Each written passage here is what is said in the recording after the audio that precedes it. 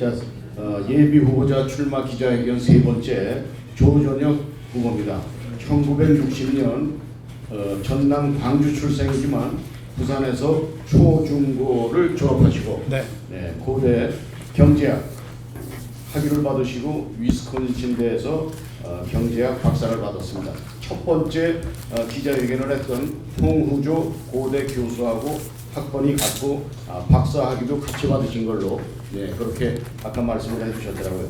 18대 국회의원을 역임하시고 국회의원 시절에 전교조 명단을 공개해서 한 16억 원가량의 손해배상 청구까지 받았던 경력이 있습니다. 마지막 후보시기 때문에 잠깐 조전혁 후보님이 젊어서 기고를 했던 조선일보에 기고했던 컬럼이 화제가 돼 있었는데 그 부분에 대해서 잠깐 제가 말씀을 드리겠습니다. 기고문 중에 일부고 제목은 저주의 구판을 멈춰라를 기고했는데 포퓰리즘이 난무하는 정치 구판, 기업가 정신을 억누르는 강성 노조 구판, 장소 불문하고 자리를 까는 사이비 시민단체 구판, 그리고 이념 교육에 몰두하는 전교조 구판에서 선무당들이 춤추고 있다. 구판이 한 차례씩 벌어질 때마다 시장 경제에 대한 믿음이 흔들리고 기업과 돈이 나라를 떠나고 국가 경쟁력이 떨어진다. 더 큰 문제는 이런 선무당들이 확대 재생산하는 구조를 갖추어 놓고 있다는 데 문제가 있다. 교육 사회주의에 점령된 중등교육은 선무당 사관상도를 양산하고 있다. 열성생도들은 강성노조나 사이비 시민단체에서 내공을 쌓고 정치 엘리트 무당을 지망한다. 그 과정에서 우리가 수십 년간 애써 갖고 왔던 시장경제 시스템은 점점 황폐되어 간다. 시장 원리를 모르는 선무당들이 민생과 평등을 내세울수록 민생의 곤란과 불평등이라는 시장의 복수가 벌어진다. 역사가 증명하지 않는가? 왜 실태를 증명된 포퓰리즘 실험, 사회주의 복습의 굿을 이제 와서 버리려 하는가? 이러한 조선일보에 기고를 해서 20년 전입니다. 기고를 하셔서 한때 상당한 그 인기 스타로 떠올랐던 적이 있습니다. 자, 지금부터 이상로 대표님과 세 번째 후보 예비 후보 조전혁 후보님하고 토론을 기자회견을 진행하도록 하겠습니다. 지금부터 서울시 교육감 예비 후보자 출마 기자회견을 세 번째 소개하도록 하겠습니다. 본 기자회견은 유권자들이 예비 후보자들에 대한 올바른 평가를 내릴 수 있도록 사단법인 유튜브 연합회가 세 분의 예비 후보자들을 초청하여 진행하고 있습니다. 저는 오늘 기자회견의 사회와 진행을 맡은 카메라 출동 이상로 기자입니다. 빠르고 원활한 진행을 위해 유튜브 연합회에서 사전에 회원들로부터 질문을 접수받았고 사회자인 제가 회원을 대신하여 한 후보당 약 10개가량의 질문을 하고 있었습니다. 역시 우리 조전혁 후보에게도 약 10개가량의 질문을 할 예정입니다. 본 기자회견은 유튜브 연합회 소속 여러 유튜브 채널을 통해서 생방송으로 진행되고 있음을 밝힙니다. 시청해 주시는 시청자 여러분 대단히 감사하고 끝날 때까지 경청해 주시면 감사하겠습니다.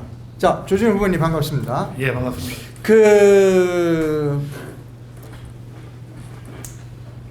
조부님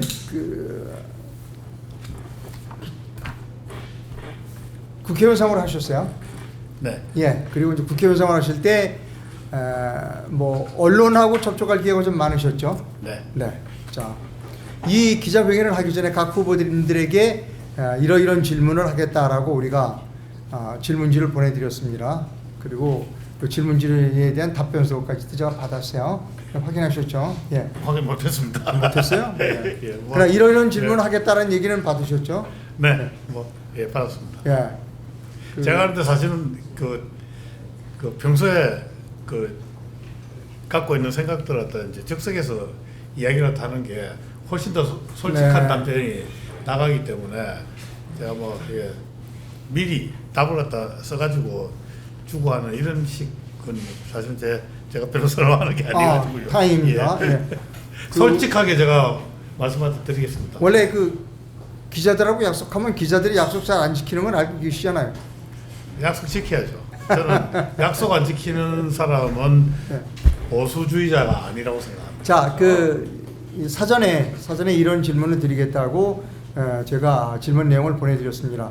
가능한 한 질문이 범위 내에서 질문하도록 그렇게 하겠습니다. 뭐 범위 아니라도 괜찮습니다. 네, 좋습니다. 시작합니다. 제가 또 팍팍 찌르는 질문도 좋습니다. 서울시 교육감 중도 우파 후보 단일화 통합대책위원회 즉 통대위는 20일 내일부터 오늘이 19일입니다. 네. 내일부터 20일 일요일까지 그러니까 내일이 금요일이요. 금, 토, 일 일요일까지 전화 면접 방식으로 여론조사를 하고 23일 최고 득표자를 단일 후보로 추대하겠다는 계획을 가지고 있습니다. 알고 계시죠? 네, 근데 그 계획대로 정말 되기를 또 바라는데요. 시간이 없어서. 그런데 조금 삐걱거리고 있긴 있는 것 같습니다.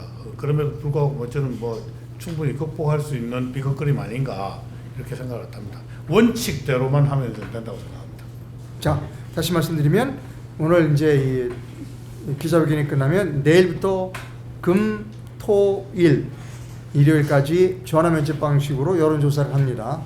그리고 23일 날 최고 득표자를 단일 후보로 추대하겠다라는 계획을 통합대책위원회 즉 통대위가 밝힌 바 있습니다. 자, 질문 드리겠습니다.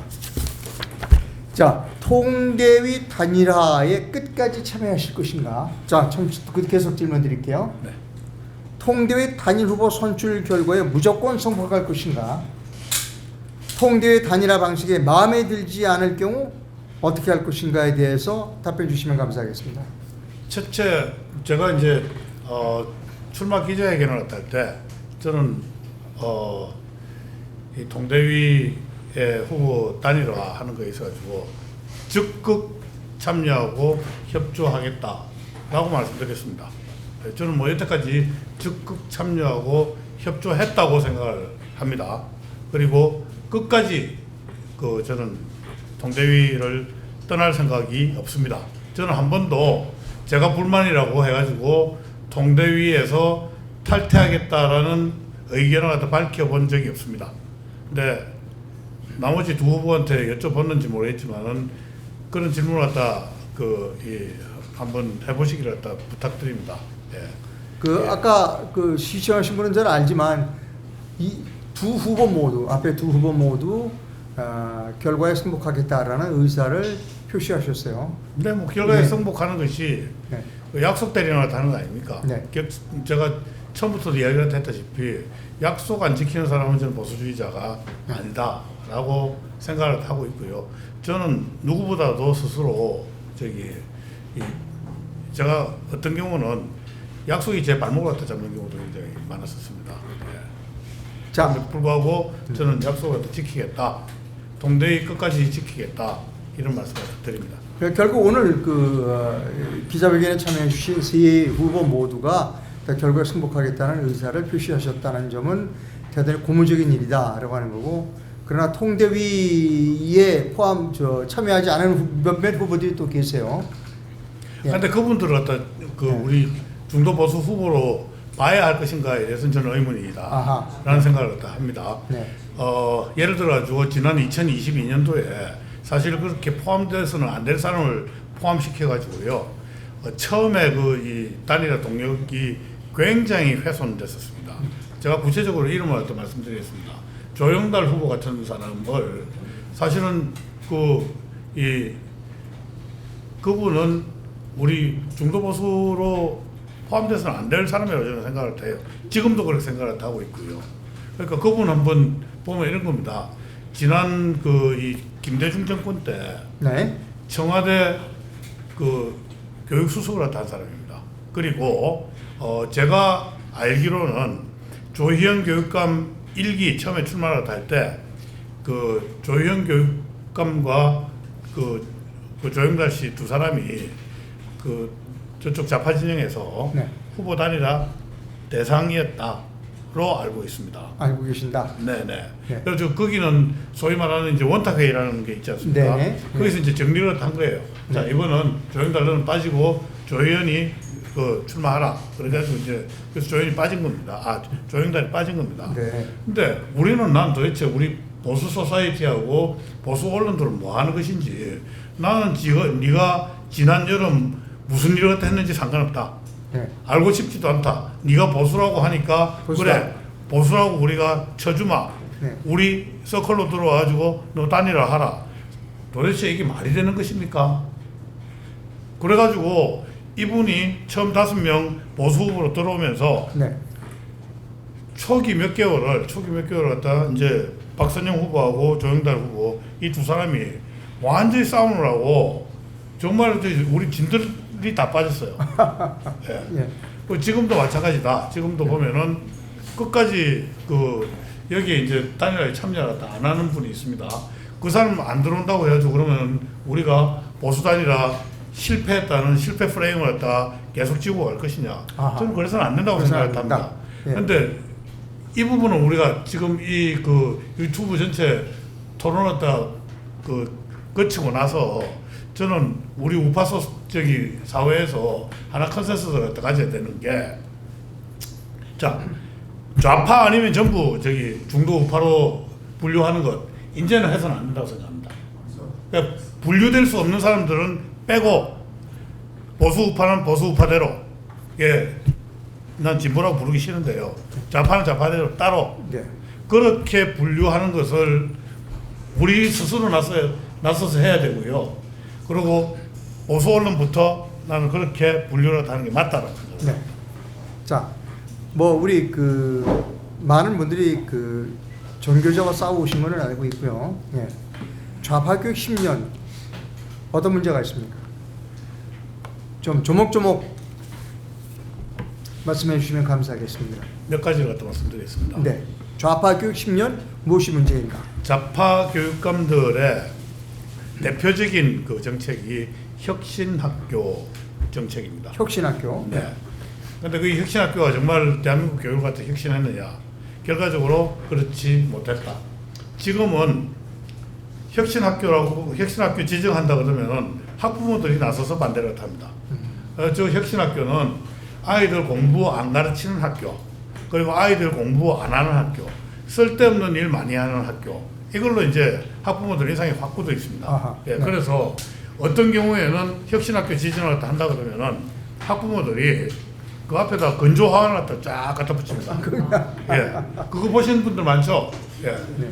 건조 화환이 뭐 200개, 300개가 쫙 학부모들이 이제 가서 붙이면서 반대를 하는 겁니다. 교육 사망 뭐 이런 네. 거. 네. 그래서 이 우리나라 교육자파들의 대표적인 정책인 혁신학교 정책은 그것은 실패로 끝났다. 그리고 이 참혹한 실패의 결과는 학력 저하였다. 특히 서울 같은 경우에는 여러분들 믿으시십니까? 서울 시민들은 아마 이 이야기를 하면은 못 믿으실 거예요. 우리 서울의 학생들의 기초학력 미달 비율이 전국 최상위권입니다. 서울의 학생이 예. 서울의 예. 학생이 안 믿으시죠? 전국에서 최상위권. 그 이야기는 네. 거꾸로 이야기를 하면은 서울의 학생들의 이 학력이 전국에서 가장 낮은 축에 속한다는 것입니다. 안 믿으실 겁니다. 예.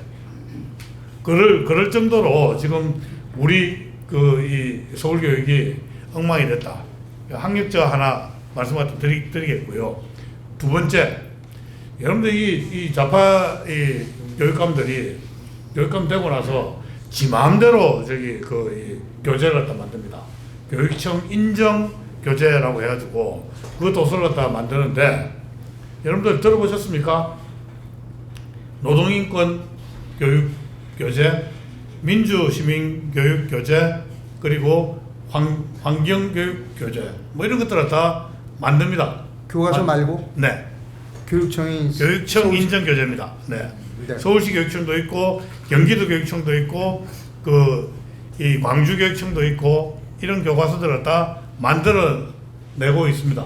근데 그것들을 또 보면은 하나같이 지난 그 문재인 정부 같은 경우는 문재인 정부 코드에 맞는 뭐 저기 탈원전을 갖다 옹호하는 그런 그 내용이라든지 그 민주시민교육 같은 경우에는 소위 말하는 운동권적 그 사회 간 운동권적 역사관을 갖다가 여지없이 드러내는 그런 그 내용을 갖다 한다든지 그러고 노동인권 교육은 시장경제를 갖다 이해시키는 것이 아니고 시장경제를 갖다 오해시키고 그리고 뭐 폭력적인 노동운동을 갖다 마치 옹호하는 듯한 그런 그 이 표현까지 있는 그런 그 교재들을 갖다 만들어가지고 교육이랍시고 지금 하고 있는 것입니다. 예. 그래서 이런 지나친 정치 이념 교육들이 그런 교재들을 갖다 통해가지고 행해져 왔다. 아마 학부모들이 그 내용들을 갖다 보면은 굉장히 그 놀라 자빠질지도 모르겠습니다. 거기에다가 사실 우리 사회에서 그 이 합의되지도 않고 검증되지도 않은 무슨 뭐 저기 그 이 동성애 코드라든지 동성애, 네. 아니면 뭐 저기 그 그 굉장히 그 편향적인 그 이 뭐라 그럴까요? 젠더주의라든지 네, 네, political correctness라고 그러죠. 정치적 올바름주의 뭐 이런 것들이 그냥 여가 되지 않고 우리 학교로 다 넘어오고 있습니다. 그래서 저는 이렇게 생각을 합니다. 우리 학생들 굉장히 너무 소중하지 않습니까? 그래서 저는 학교 안으로 넘어오는 그 이 교육의 내용들은 우리 사회에서 합의되고 또 합의된 내용들만 저는 넘어야 된다 생각합니다. 합의된 내용만 학교에서 가르쳐야 한다. 그렇습니다. 네. 근데 우리 사회에서 말입니다. 여자 사위, 남자 며느리 이런 가정이 정상적인 가정이라고 언제 합의한 적이 있습니까? 동성 결혼이 정상적이라고 언제 합의한 적이 있습니까?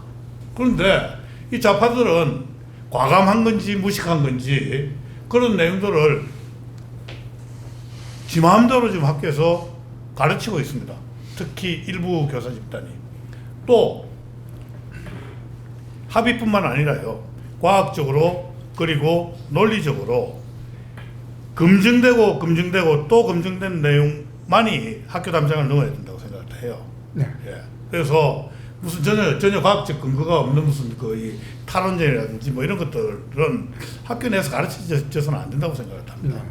근데 교육감은 이런 합의되지 않고 검증되지 않은 내용들이 학교에서 가르쳐지는 것을 막을 의무가 있다고 생각을 합니다. 수단이 있어요? 예? 수단이 교육감은 할 수 있습니다. 교육감만 할 수 있다. 네, 그걸 할 수 있습니다. 그래서 제가 만약 교육감이 된다고 그러면은 그런 그 이 교육하고 관련된 굉장히 다양한 이 학교 정보를 다 공개하고 지금 생산되고 있는 정보가 없다 그러면은 생산까지 해서 공개를 할 생각입니다. 공개하겠다. 네. 그러면은 네. 학교에서 어떤 교육이 이루어지는지 학부모와 그리고 시민들이 감시를 할 수 있다고 생각을 해요. 그래서 그 세 번째 문제가 바로 이런 그 이 정치 이념 편향적 교육이 우리 아이들 갖다가 이 정신을 갖다가 망가뜨리고 있다. 그래서 그게 이 좌파 교육감들이 이제 저기 그 장악한 좌파 교육의 폐해다.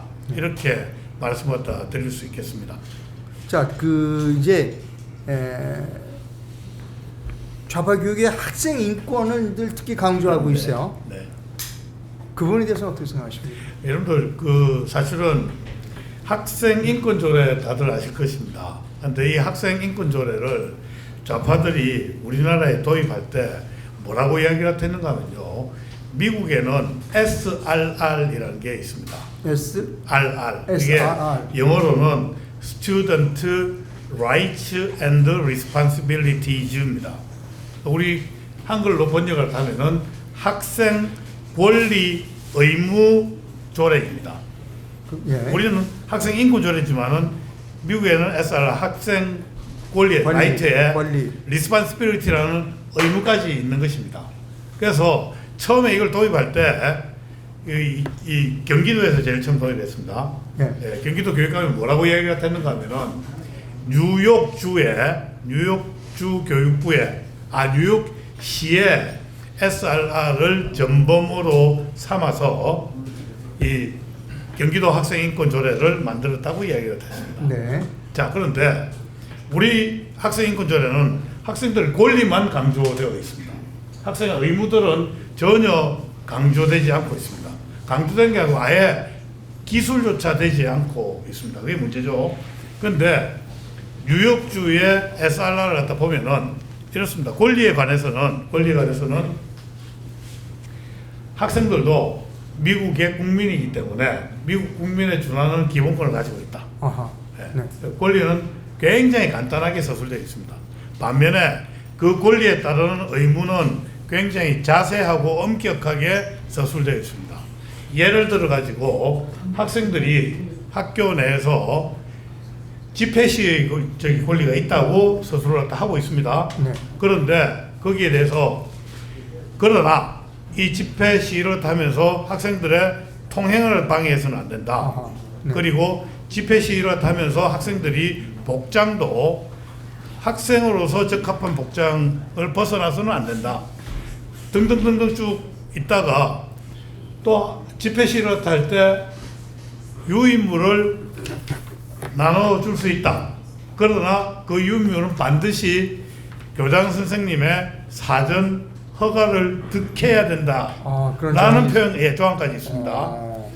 근데 우리나라에서 교장 선생님의 사전 허가를 득해라 그러면은 아마 이럴 겁니다. 좌파들은 지금 검열하냐? 사상의 자유를 갖다 침해하냐? 이렇게 딴지를 갖다가 걸 것입니다. 네. 그런데 우리가 한번 따져보면은 미국의 SRR이 훨씬 더 교육적이지 않습니까? 왜 저는 그렇게 생각을 하는가 하면요. 우리가 인간이라는 게 권리는 가만 놔둬도 다 주장하게 돼 있습니다. 안 가르쳐도 지 권리는 다 주장하지 않습니까?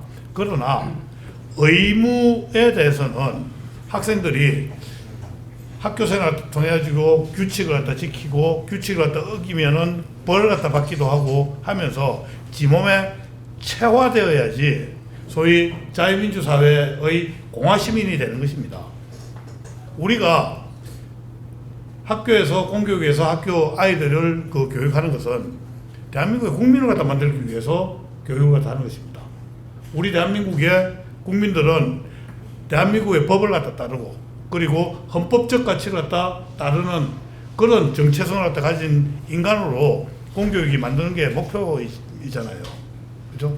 그런 측면에서 보면 그게 훨씬 더 SRR이 훨씬 더 교육적이다. 네. 그래서 제가 교육감이 된다 그러면은 서울시 의회와 상의하고 서울의 학부모 시민들하고 이 공청회를 해가지고 어느 것이 더 교육적이냐. 그래서 지금 학생인권조례는 서울시에서 아마 폐기를 할 것 같습니다. 폐기한 대신에 대신했습니다. 네? 대신했습니다. 아니 아직 상임위를 더 열어야 됩니다. 그거 폐기하려고 그러니까 어떻게 했는가 하면요. 조희연 교육감이 법원에다가 그 가처분 소송을 갖다 내가지고 가처분 소송 결과가 사흘 전인가 각하되는 걸로 나왔습니다. 그래서 상임위에서 이제 폐기 수순에 들어가는 것이고요. 예. 제가 아마 맞을 겁니다. 예. 자, 계속해 주십시오. 네, 그래서 서울의 학생 권리 의무 조례를 만들어서 우리 아이들이 이 자유민주 사회의 공화 시민으로 성장할 수 있도록 저는 돕겠다 이런 말씀을 드립니다. 자, 이제 다음 질문으로 갑니다. 관련된 문제라고 생각됩니다. 조진웅 후보가 서울시 교육감이 되면 달라집니까? 교육이? 달라지나요? 달라져야 되지 않겠습니까? 어떻게 달라집니까? 예. 근데 이것도 저는 이렇다고 생각합니다. 교육감 한 사람이 바뀌었다고 해가지고 무슨 교육정책이 손바닥 뒤집게 확 바뀌는 것도 저는 이건 옳지 않다고 생각합니다. 그래서 이것 역시 저는 콘센서스가 있어야 된다고 생각하는데 저는 제가 갖고 있는 교육관이 많은 국민들, 시민들의 그리고 또 학부모들의 콘센서스를 갖다 얻을 수 있다고 생각을 하고요. 그게 뭔가 하면 저는 체인지 교육입니다. 저는 서울의 교육을 체인지 교육으로 체인지 하겠다는 말씀하다. 새 인지 교육. 네, 체인지입니다. 제가 다시 말씀드리겠습니다. 예, 지금 우리가 교육 그러면은 지덕체라고 이야기하지 않습니까? 지덕체. 예. 예, 네. 지덕체라고 이야기하는데 저는 우선순위가 잘못됐다고 생각해요. 지식 그리고 인성을 갖다 가르치는 덕 그리고 신체와 정신의 건강을 갖다 이야기하는 체, 이 순서가 아니고 저는 순서가 거꾸로 돼야 된다고 생각해요. 튼튼한 정신과 몸, 체력, 체, 그리고 그 위에 정말 따뜻한 인성이 쌓아지고 네. 그 위에 지식이 쌓이는 게 바람직한 인간 아니겠습니까? 그래서 누구나 저는 제가 이렇게 이야기를 하면 당신 그 우선순위 잘못됐다고 하는 사람 저는 못 봤습니다. 그렇게 컨센서스가 있다 그러면은 우리 교육의 그 이 주안점도 그렇게 저는 바뀌어야 된다고 생각을 합니다. 저는 이거 우리 서울 시민들 빠른 시간 안에 컨센서스 동의를 갖다 얻어낼 자신이 있습니다. 그래서 그 동의와 컨센서스를 바탕으로 강력한 개혁을 하겠다. 제 철학은 그것이다. 이런 말씀을 드립니다. 예. 자, 이제 학교에서 그 실력이라고 그러죠. 학력이 이제 가장 중요하게 여기는데 그 후보자께서 생각하는 학력을 향상시키는 방안이 무엇인가? 아까 말씀할 때 그 서울시가 가장 학력이 떨어진다고 말씀하셨고 또 이 학력 얘기를 하면 이런 세력이 있습니다. 서열화하자는 거냐? 네. 또 학업 부담 이런 얘기가 나와요. 네. 부모들이 이제 부담이 따른다.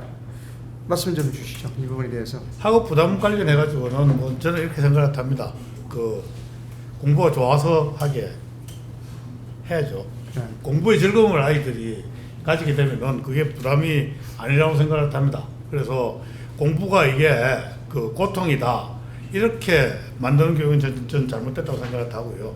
공부가 재미있는 것 그리고 또 우리가 마치 농부들이 씨를 갖다 뿌리고 열심히 일을 하면 그 이게 좋은 수확이 나오듯이 그 이 실력도 마찬가지로 내가 열심히 하면은 내 실력이 올라가구나 하는 것 같다 확인하는 과정은 저는 굉장히 교육적이라고 생각을 합니다. 자, 그런데 그렇게 실력을 갖다 확인하는 게 뭡니까? 바로 이제 시험이잖아요. 그런데 이 좌파 교육감들은 시험을 죄악시하고 있습니다. 그래서 좌파 교육감이 있는 그 이 교육청에서는 아이들 시험을 갖다 치지 않습니다. 그러다 보니까 어떤 일이 벌어지는가 하면 정말 어이없는 일이 벌어지고 있습니다. 뭔가 하면은 학교에서 우리 아이들 실력 측정이 안 되니까 돈 주고 학원 가가지고 레벨 테스트를 갖다 봤습니다. 여기 계시는 분 중에 혹시 저기 학부모 계십니까? 아니면은 손주가 학교 다니는 학생들 있나요? 물어보세요. 학교에서 시험 안 치고 학원에 가가지고 돈 주고 레벨 테스트 봤습니다. 이거 말 됩니까? 말 안 되는 이야기입니다, 이거. 예. 학교에서 측정을 해줘야 되는 것입니다. 자, 한번 보십시다. 그러면은 돈 없는 학부모는 어떡합니까?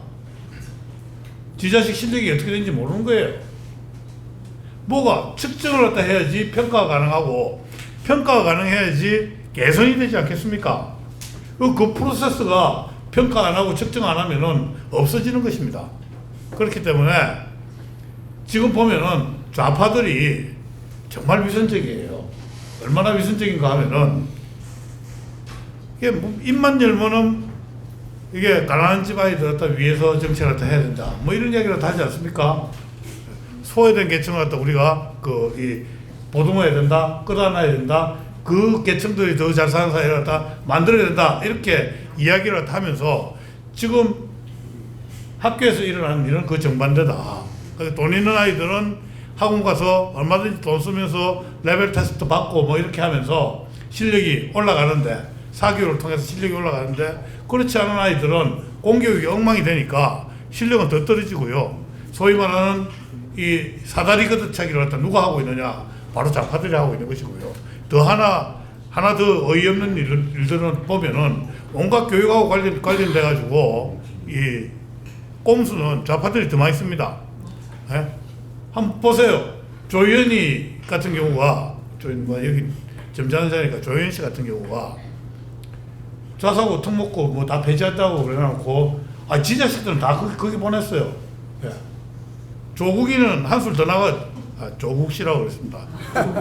조국 그 의원님은 아휴 참 토 나오려 그러는데요. 예. 아니 뭐 이게 표창장이나 뭐 이런 거 다 위조까지 해가지고 애들 대학 진학시키지 않았습니까? 이런 위선자들이 우리나라 교육정책 대한민국의 오피니언 리더로 다 하고 있으니까 이게 되겠습니까? 예, 이런 자들이 발 못 붙이게 하겠습니다. 자, 공교육에 대해서 좀 여쭤보겠습니다. 네. 공교육이라 하면 공교육에 대한 정의를 좀 내려주시고요. 공교육이 필요한가에 대한 부분도 말씀해 주십시오. 공교육이란 무엇이다 라고 하는 정의를 좀 내려주십시오. 모두가 다 공교육을 해요. 예. 기본적으로 학교 교육을 할 때 이제 공교육이라고 하죠. 예, 학교 교육을 할 때 공교육이라고 하는데 우리나라 공교육의 문제는 뭔가 하면은 너무 천편일률적입니다. 그래서 미국 같은 경우에는 공립학교 교육도 굉장히 그 다양성이 있습니다. 학교마다 이제 다 독특한 프로그램들을 갖다 이제 가지고 교육을 갖다 하고요. 사립학교는 더더욱 설립 이념에 따른 커리큘럼도 다 다르고 교육의 뭐라 그럴까요? 이제 주안점도 다 다릅니다. 제가 한 번은 샌디아고 근처 어디 학교를 다 방문을 한 적이 있는데요. 그 학교가 굉장히 독특한 학교였습니다.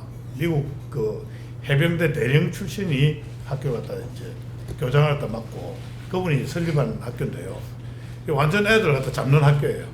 애들 전부 그럴 때 보면요. 뭐 직각 보행 다 합니다. 그러고 자기보다 이 나이 많은 어른들 갖다 보면 저 멀리서도 그냥 경례를 갖다 하고 물어보면은 꼭 끝에 sir를 갖다 붙입니다. Yes sir, thank you sir, go this way sir. 거기 뭐 애들 뭐 군기가 바짝 들어있는 학교예요. 네? 사관학교 같은 학교입니다. 그런 학교들도 있습니다.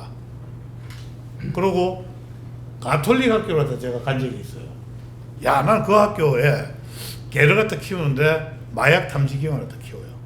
마약 탐지견을? 예. 애들이 담배 피는 거, 마약하는 거, 개가요 돌아다니면서 학생들 그거 찾아내요. 큰 코를 대고 학생들. 네네네. 그러니까 그런 굉장히 다양한 학교들, 다양한 관점에서 이제 학교를 운영을 하지 않습니까? 그래서 우리는 보면은 여러분들 학교마다 왜 교훈 있잖아요, 교훈. 교훈. 예. 급훈이라고. 학급에 또 급훈이 있습니다. 네. 그런데 대한민국의 학교 교실마다 들어가면 교훈이 있는데 교훈은 그냥 걸려 있는 장식품에 지나지 않습니다. 그 교훈에 따른 무슨 이 수업을 하느냐 그렇지 않지 않습니까? 미션 스쿨 같은 경우에는 종교 교육도 못 해요. 그래서 우리가 보통 학교 교육을 갖다 공교육이라고 그러는데 대한민국의 공교육은 너무 천편일률적이다. 네. 예. 전체주의 교육을 대한민국에서는 공교육이라 그러더라. 전체주의 교육을 예. 우리나라에서는 공교육이라고 말한다. 예. 그걸 갖다 빨리 타파해야 된다. 이렇게 생각을 합니다. 자, 이제 그 우리나라의 그 학교는 공립학교도 있지만 사립학교도 큰 부분을 차지하고 있어요. 그렇습니다. 그 사립학교에 대한 지원 또는 대책, 또 학교 밖에 학교를 다니지 못하는 학생들도 있어요. 뭐 예. 요즘은 대안학교라는 것도 있더라고요. 그렇습니다. 네. 예, 그런 부분에 대해서 좀 말씀해 주십시오. 예. 저는 뭐 제가 사실은 이게 항상 어떤 일이든지 사회적인 문제가 있을 경우에 그 문제는 헌법적인 기준에서 한번 판단을 해볼 필요가 있다고 생각합니다. 여러분들 이 대한민국 교육하고 관련해서 우리 국민들은 모두 교육받을 권리가 있습니다. 이거는 현대사회에서 교육을 갖다 받지 못하면은 생존이 힘들지 않습니까? 그래서 교육받을 권리는 저는 우리 헌법에서 생존권적 기본권이라고 저는 정의를 갖다 합니다. 생존권적 기본권. 네. 네. 이 생존권적 기본권은 박탈되는 것은 생명을 잃는 거나 저는 똑같다고 생각을 합니다. 자, 그런데 어떤 문제가 있는가 하면 이제 방금 이 학교 밖 청소년 그리고 대안학교 이런 이야기를 하는데 대한민국의 그 학교에 등록된 학생들 유치원생부터 고3까지 학생들은 정부 예산으로 머릿수로 나눠보면 1인당 1,350만 원 정도 연 그렇습니다. 1,350만 50만 원 정도 원이 예산이 됩니다. 투입된다. 예, 예. 전체 교육 예산을 학생들 머릿수로 나누면 네. 1,450만 원입니다. 네. 그런데 학교 밖으로 나가는 순간 한 푼도 지원되지 않습니다. 그런데 우리 아이들이 학교에 있는 아이들만 헌법적 기본권을 갖다 가지느냐? 저는 아니라고 생각합니다. 학교 밖에 있는 아이들도 대안학교에 다니는 아이들도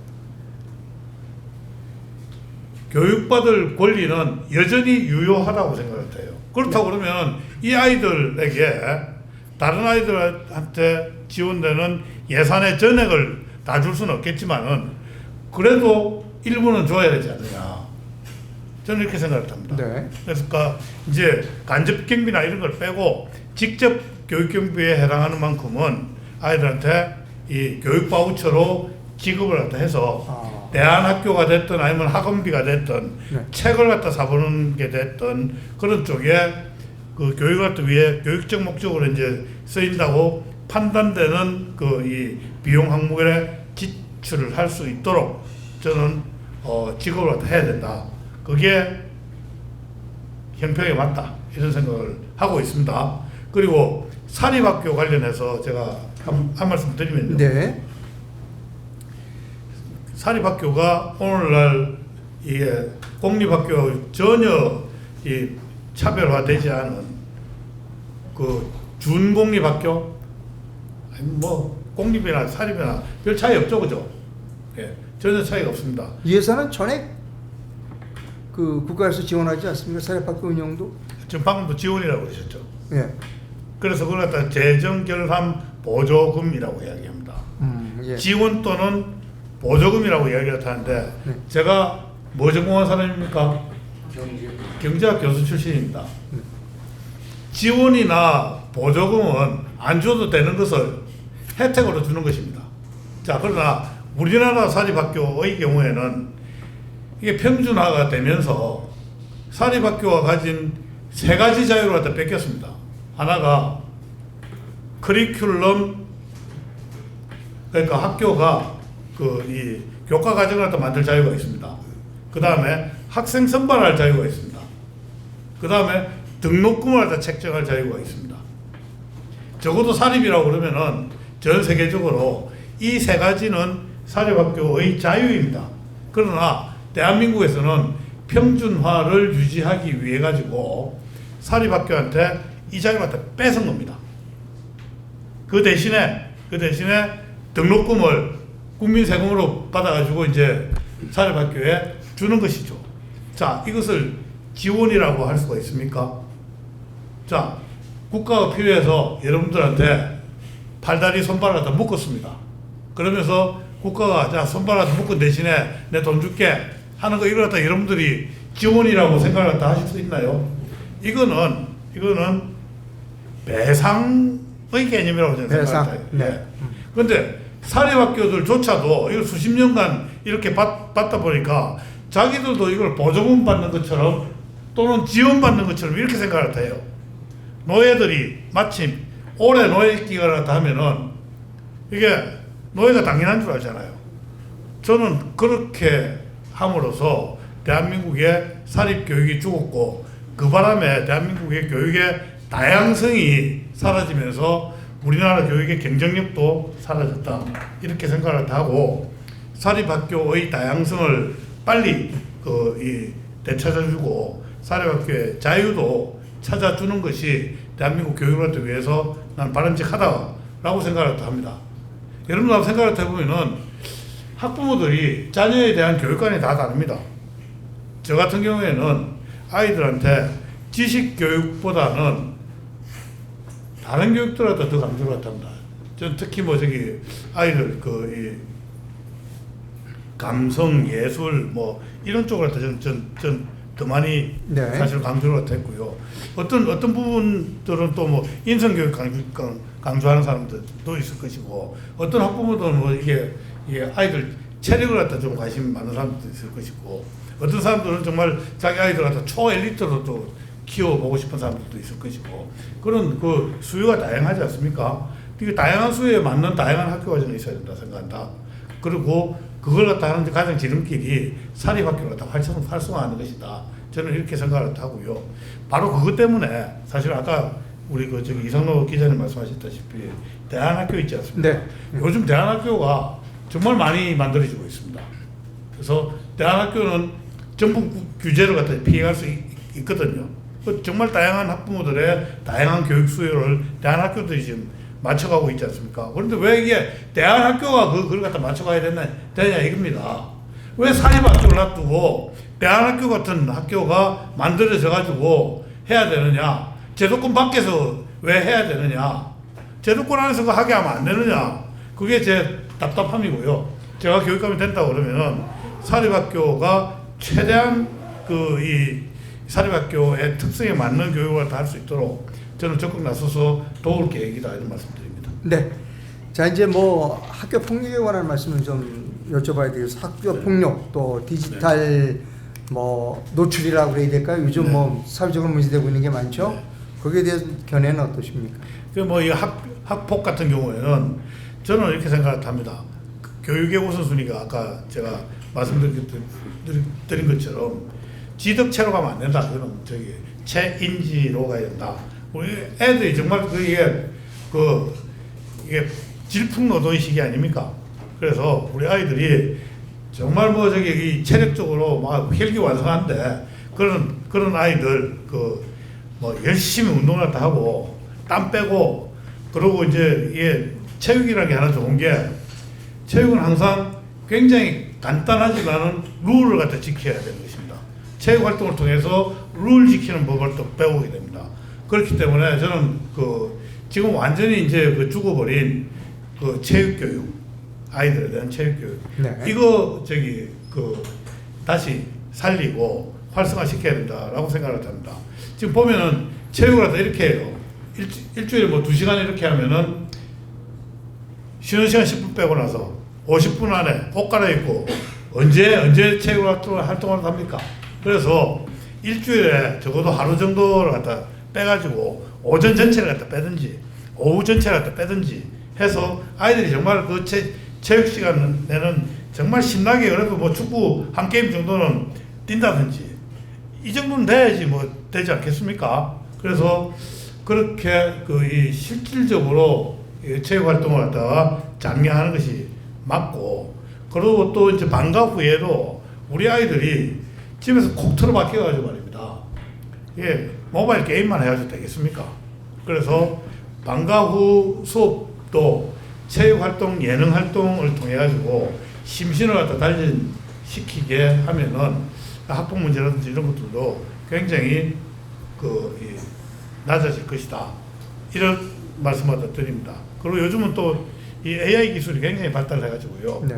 AI 심리 치료나 AI 심리 평가 같은 경우도 굉장히 손쉽게 아이들 심리 상태를 갖다 파악을 할 수 있게 되어 있습니다. 그래서 그런 첨단 이 교육 도구를 갖다 통해 가지고 아이들 심리 치료까지 포함해서 종합적인 대책을 내도록 하겠습니다. 요즘 보면 디지털 성착취 네. 이런 것들을 어린 학생이 직접 제작도 해요. 그러게 말입니다. 예. 그게 결국은 윤리 문제 아니겠습니까? 예. 그래서 아이들이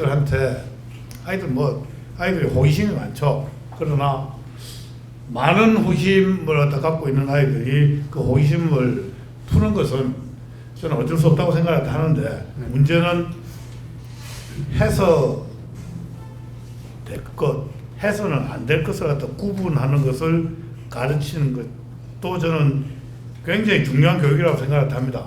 그런데 우리나라 학교 교육이나 사실은 가정교육에서 해서 될 것, 해서는 안 될 것을 지금 가르치고 있느냐?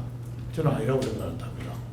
그 학교 교육만으로 모든 것을 다 저는 만족시킬 수 없다고 생각한다 해요.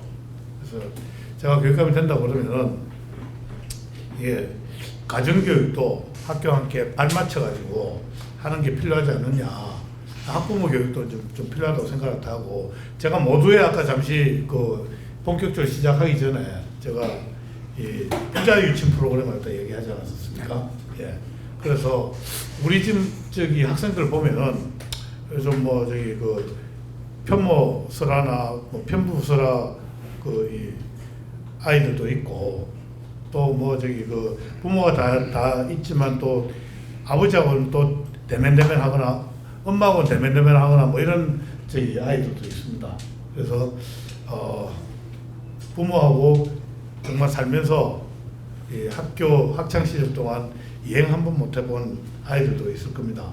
그래서 하여튼 저는 좀 부모와 아이들이 친해지는 그런 프로그램, 그게 이제 이 교육적 콘텐츠를 갖다 섞어가지고 그 아이들이 이제 뭐 아버지랑 같이 뭐 1박 2일 캠핑을 한다든지, 아버지가 라면도 끓여주고 뭐 삼겹살도 좀 구워주고, 그러면서 자기 아이를 갖다 파악하고 같이 친해지고 이야기 물꼬도 트고 하면 좋지 않겠느냐. 그래서 그런 프로그램도 좀 저기 기획해서 한번 해볼까 생각 중입니다. 자, 이제 그 교육비 관련 문제입니다. 네. 애 교육비 때문에 부담돼서 애를 못 낳겠다 이런 이야기도 있어요. 네. 뭐 보니까 제가 살고 있는 동네에는 주로 학원이 많은데 밤늦게까지 학원을 돌아다녀요. 네. 그 공짜는 아니잖아요. 네. 그 교육비가 상당히 많이 들어가는데 네. 결국은 뭔가 제대로 안 돌아가니까 학원을 가는 거고, 뭔가 제대로 안 돌아가니까 비용이 들어가는 거 아니겠습니까? 네. 제가 이제 뭐 이렇게 교육 문제를 갖다 가지고 이게 경제학적 관점을 이야기하면 교육학 했던 사람들이 되게 싫어해요. 되게 싫어하는데 저는 이렇게 그 판단을 합니다.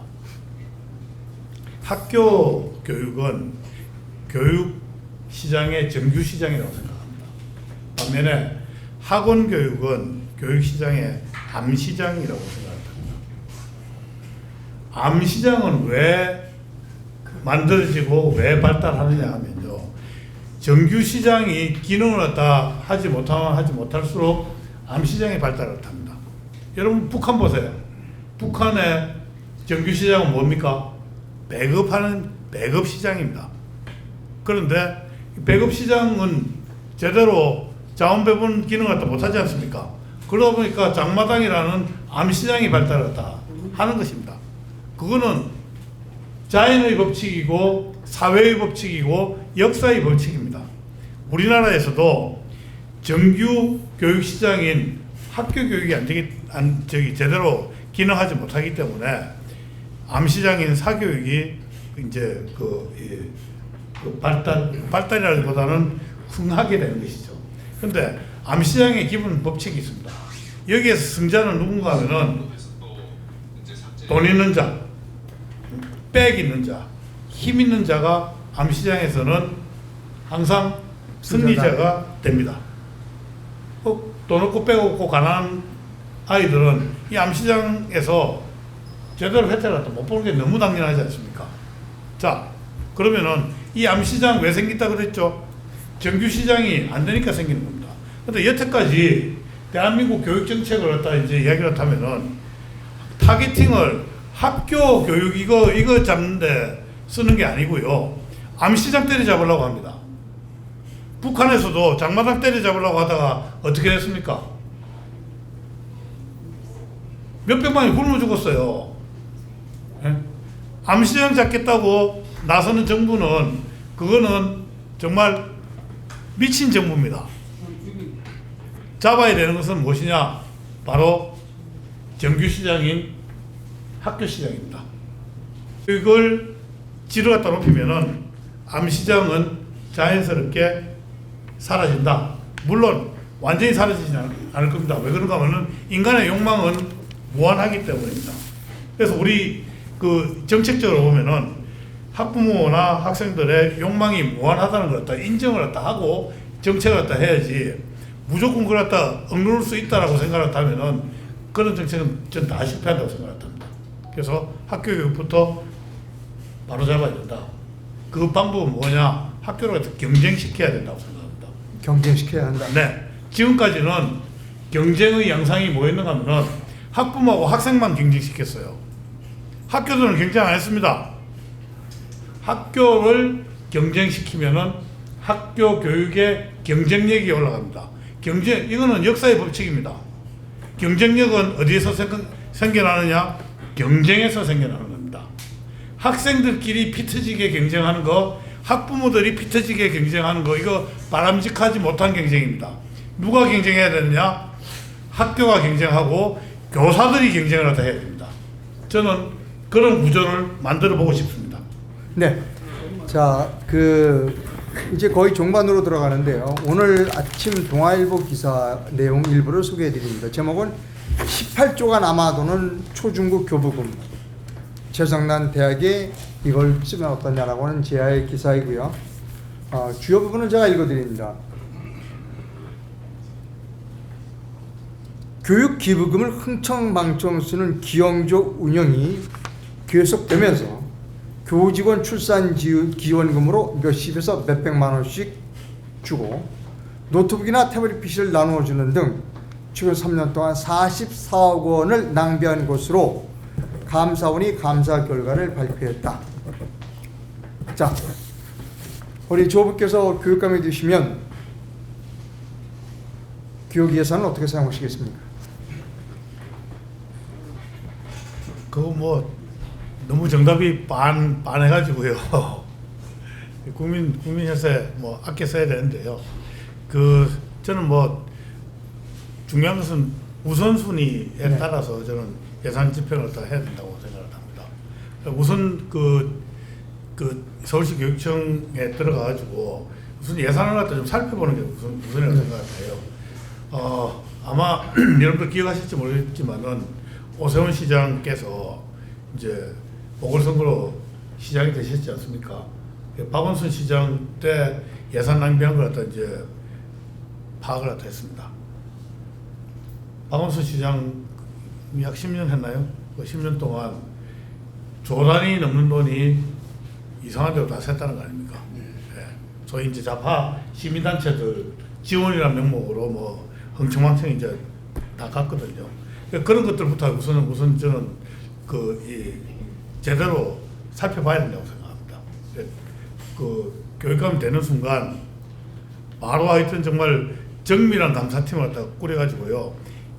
예산 낭비의 실태부터 조사를 하는 게 저는 필요하다라고 생각합니다. 실태 파악부터 먼저 하시겠다. 네. 근데 실태 파악을 안 하고 그냥 뭐 허둥지둥하면 저는 안 되고요. 네.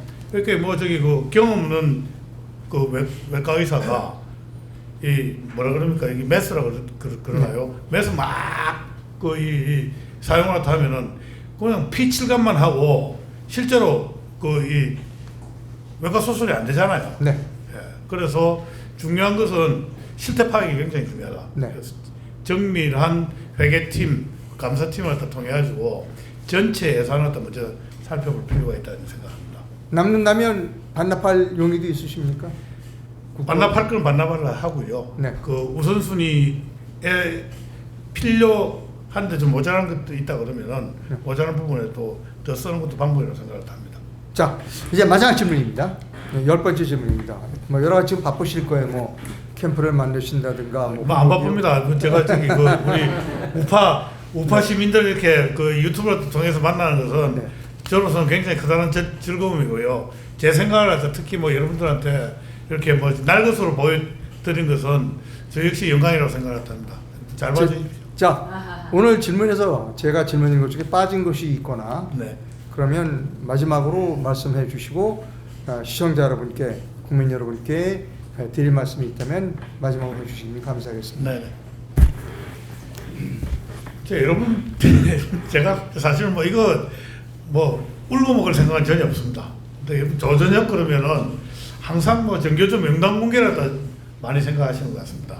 그러면서 제가 이제 18대 국회의원 할 때 정교조 명단을 갖다 공개했습니다. 정교조 명단 공개를 할 때는 정말 이 국민들이 이 정교조에 대한 경각심을 갖다 아시라는 측면에서 정교조 명단을 갖다 공개를 했고요.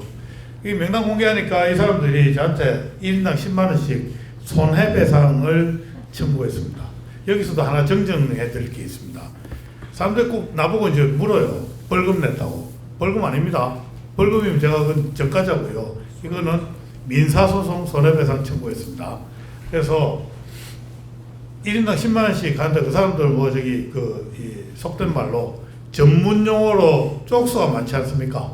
그러니까 이게 16억 정도가 됐습니다. 제가 2년 동안 세비 한 푼 못 받고 그러고 이제 정교조한테 16억을 뜯겼습니다. 그러다 보니까 사람들이 저한테 그래요. 조정이 굉장히 불쌍하다. 정교조한테 고생했다 이렇게 이야기를 하는데 저는 그 싸움은 여기서 단언할 수 있지만 저는 이긴 싸움이라고 생각을 합니다. 왜 그런가 하면요. 제가 정교조 명단 공개하고 나서 1년 반 만에 제가 아는 제가 파악한 바로는 약 2만 명의 정교조 조합원들이 정교조를 탈퇴했습니다. 정교조가 1인당 30만 원씩 조합비를 납부합니다. 1인당 30만 원씩 2만 명이면 돈이 얼마입니까? 60억입니다. 1년에. 10년이면 600억이고요. 15년이면 거의 1000억 가까이 됩니다. 그리고 그 이후에도 계속 이제 줄어들었죠. 물론 내가 그 정교조 명단 공개를 다 해가지고 정교조 숫자가 그렇게 다 줄어들었다고 제가 주장하는 것은 아닙니다만은 제가 16을 갖다 걔들한테 뺏기면서 걔들은 저한테 1000억 넘는 돈을 갖다가 저한테 피해를 갖다 입은 겁니다. 그 돈으로 우리 아이들 2년 교육하고 세뇌 교육을 갖다만 했을 겁니다. 제가 그만큼 막은 겁니다. 그 싸움 누가 이겼습니까? 저는 저 조전혁이 이겼다고 생각을 합니다. 제가 그래서요, 이게 좀 웃으는 소리지만은 병아리 때 쫓기면은 장딱 때도 쫓긴다고 하는 말이 있습니다. 제가 교육감이 되면은 정교조를 갖다 포함한 교육 좌파들이 그리고 교육청에 또 아래를 들고 있는 그 좌파 세력들이 저한테 대항할 생각을 다 못할 것입니다. 싸움은 이긴 사람이 또 이길 수가 있습니다. 저는 이번 교육감은 지난 10여 년 동안 켜켜이 쌓인 서울교육계의 적폐, 서울교육청의 암초, 지뢰, 폭탄을 갖다 제거하는 전사여야 한다고 생각합니다. 전쟁에는 장수가 필요합니다. 그 장수 바로 저 조전혁입니다. 여러분들 저를 지지해 주십시오. 이상입니다. 네.